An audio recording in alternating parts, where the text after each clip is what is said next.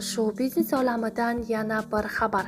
Taniqli bloger Xonzoda Do'stova 30 yoshda. Assalomu alaykum aziz muxlis, kanalimizga xush kelibsiz. O'zbek va jahon shou-biznes olamidagi eng tezkor va qaynoq yangiliklardan, birinchilardan bo'lib xabardor bo'lishni istasangiz, kanalimizga obuna bo'lib, videoroliklar ostiga bor yo'g'i bir donadan like hamda podpisatsiya tugmachalarini bosib qoldirishni yodingizdan chiqarmang. Bugungi kunda ijtimoiy tarmoq foydalanuvchilariga Vayner sifatida yaxshi tanish bo'lgan aktrisa Xonzoda Do'stova asli san'atkorlar oilasida dunyoga kelgan. Unda aktyorlik mahorati bilan birga vokal qobiliyati ham yuqori ekanini e'tirof etishadi. Uning shirali ovozi va boshqalarga o'xshamaydigan ijro yo'nalishi bor. Rashk sabab dadam onamning ijod qilishini istamagan. Bolalikda juda sho'x, yerga ursa ko'kka sapchiydigan qiz bo'lganman. U paytlarda ko'p qavatli uyda turardik. Yozgi ta'til kunlari tushlik paytida birorta bolaning ko'chaga chiqib o'ynashiga yo'l qo'ymasdim. Mahalla bolalari o'rtasidagi muammolar albatta mening ishtirokimda hal bo'lardi. Oilada 2 farzandmiz. Akam biroz erka edi. Ota-onam biror marta akamning ortidan ortiqcha gap eshitishmagan. Ammo bolalarni urgan, tartibga chaqirgan hamisha men bo'lardim. Xonzoda desa hamma tanirdi. San'atkor bo'lishimga hech kim shubha qilmasdi. Otam har doim to'y xizmatlari va ijodiy safarlar bilan band edi. Turgan gapki, hamma oilada bo'lganidek tarbiyamiz bilan onam ko'proq shug'ullanardi. Onam ham san'atkorlar oilasida tarbiya ko'rgan va bolalikdan san'atkor bo'lishni orzu qilgan. Otam bilan bir oliygohda o'qiyotganida oila qurishgan, ammo rashk sabab dadam onamning ijod qilishini istamagan. Onam ko'ngliga ko'mib qo'ygan ijod mehrini bizga bag'ishlardi. Boshqa onalar farzandi bilan o'yin o'ynasa, bizning uyda yangi qo'shiq o'rganilardi. Xullas, mana shunday muhit sabab akam va men san'atga mehr qo'yganmiz. Ammo menda aktrisalikka moyillik ko'proq edi. Bukri bo'lib qolishing mumkin. O'smirlik vaqtida bo'yim balandligi va ozg'inligim sababli menda bukri bo'lib qolish ehtimoli yuqori edi. Shunda raqs maktabiga borsa, qomati chiroyli bo'ladi deb meni xoreografiya oliy maktabiga berishgan. U yerdagi muhit har tomonlama ma'qul edi. Ammo maktabni tamomlash arafasida otam san'atga bo'lgan mehrim kuchliligini ko'rib, hujjatlarimni olib, Jahon tillari universiteti qoshidagi akademik litseyga topshirgan. Til o'rganishga umuman ishtiyoqim yo'q edi. Noilojlikdan darslarga borib yurganimda tengdoshlarimdan ancha ortda ekanligimni anglaganman. Men tabiatan liderlikka intiladigan insonman. Dadamga san'atkor bo'lishimni istamasangiz, repetitorimga pul berasiz deb darsdan keyin o'quv kurslariga qatnaganman. Juda qisqa muddatda ingliz tilini o'rganib, tengdoshlarim ichida birinchi bo'lganman. Karan Johar va Shohruxxon bilan ishlash uchun ingliz tilini o'rgandim. Bolalikdan Hind kinosining shaydosi bo'lganman. U paytlari ijaraga video kassetalar berilardi. Topgan pulimga yangi video kassetani olib, undagi qo'shiqdan tortib, raqslargacha o'rganib olardim. Karan Johar va Shohruxxon ijodiga mehrim baland edi. Albatta, Hind kinosida suratga tushaman derdim. Shunda kimdir ular bilan gaplashish uchun ingliz tilini o'rganishim kerakligini aytdi. Ana shu kundan boshlab ingliz tilini o'rganishni boshladim. Ishonasizmi? San'atga bo'lgan mehrim sabab 4 yilda ingliz tilini o'rganib, IELTSdan 7.5 ball oldim. Undan keyin repetitorlik qilishni boshladim. Men o'qitgan o'quvchilarning ko'pi o'zimdan ham o'zib ketgan. Bir nechtasi Inha universitetiga o'qishga kirishdi. IELTSdan yuqori ball olishdi. Rektorimiz kuyov topishga va'da bergan. Dadam san'atkor bo'lsa-da bu sohani egallashimga jiddiy qarshilik qilgan. Qiz bolaga mos kasbni tanla degan gapni ko'p marta eshitganman. Shu bois O'zbekiston davlat san'at va madaniyat oliygohiga kirganimni ham yashirganman. O'qishga topshirganimni eshitganida uyimizda qiyomat, janjal bo'lgan. Hatto institutga kelib hujjatlarimni qaytarib olib ham ketmoqchi bo'lgan. Institutning o'sha paytdagi rektori Baxtiyor Sayfullayev qabuliga chaqirib, "Qizingda iste'dod bor, nega hujjatlarini olasan?" deganida dadam, "Erta bir kun qizimni uzatishim kerak, san'atkor bo'lsa" deganda rektorimiz "Xavotir olma, shartnoma asosida o'qishga qabul qilinsa, pulini o'zim to'layman. Institutni bitirganidan keyin yaxshi kuyovni ham o'zim topaman" deb rozilik olgandi. O'g'rilik qilayotganim yo'q-ku, bir marta imkon bering. Institutning 2-kursida o'qiyotganimda aktyor shouga taklif etishgan. To'g'risi bu men uchun juda og'ir sinov bo'lgan. Ijodiy tomondan qiynalmaganman, ammo otam shouda ishtirok etishimga jiddiy qarshi bo'lgan. Shunda oldilariga kelib, "Dada, yuzingizni yerga qaratmayman. O'g'rilik qilayotganim yo'q-ku, bir marta imkon bering" deganman.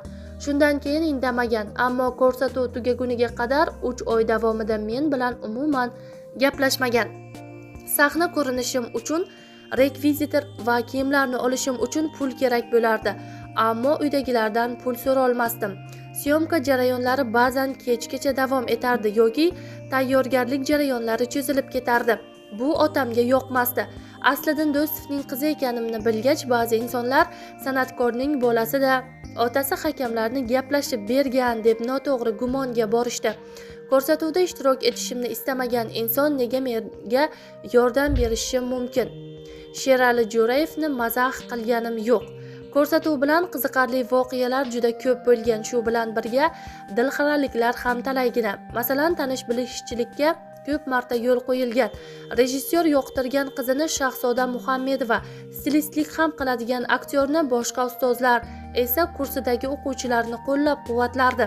Ularning ichida bitta men begona edim. Qanday obrazda chiqishimizni kompyuter tanlab berardi. Bir marta menga Sherali Jo'rayev obrazini ko'rsatib berish sharti tushgan.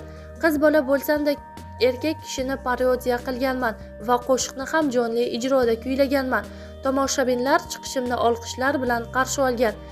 Uyga kelsam otamning jahllari chiqib o'tirgan ekan. Sababini so'rasam, ustoz san'atkorning ma'muri unga qo'ng'iroq qilib, "Qizingiz nega parodiya qildi?" deb gapiribdi. Otamning bu chiqishimdan xabari bo'lmagan. Uning hijolat bo'layotganini ko'rib rosa jahlim chiqqandi. Parodiya ham bir san'at. Men atayin bu obrazni qilib chiqmadim-ku deganman. Eng yomoni takroriy ko'rsatuvda chiqishimni o'chirtirib tashlashgan. YouTube'ga joylangan variantini ham o'chirtirishgan. Ammo baribir bu chiqishim boshqa tarmoqlarda tarqalib ketgan. Ustoz san'atkorni hurmat qilaman, ammo bunday e'tirozni kutmagandim. Men mazax qilib chiqqanim yo'q, berilgan shartni bajardim xolos. Rejissyor sudlashamiz deb tahdid qildi. Shu kungacha ko'plab serial va davlat filmlarida suratga tushdim, ammo tan olib aytamanki, xalqqa undagi rollarim emas, 5-6 oy davomida suratga olgan vaynlarim tanitdi. Yaqinda bir davlat filmining premyerasi bo'lib o'tdi. Unda epizod bo'lsa-da rol ijro etgandim. Film rejissyori ayol kishi edi. Premyerada Qizil yo'lakdan o'taman desam, ism familiyamni ham aytishmadi. Rejissyor bilan ko'rishgani borsam, pardozim buziladi deb qo'l uchida muomala qildi. Ko'pchilikning orasida aytgan gap alam qilib premyerani ham kutmay ketdim. Uyga kelguncha yig'lab keldim. Nahotki 4 yil institutda o'qigan bo'lsam, zarracha qadrim bo'lmasa dedim. Dilshod Ahmedovning Jumboq serialida ham suratga tushganman. Birinchidan, rejissyor bir tiyin pul bermagan. Eng alam qilgani, boshqa serialga taklif etishsa, unga suratga tushmaysiz, bo'lmasa sudlashamiz deb tahdid qildi. Qanaqasiga tekinga ishlayotgan aktrisa uchun ijodiy chegara qo'yishga nima haqqi bor? Roling ham boshingga qolsin deb serialdan ham chiqib ketdim.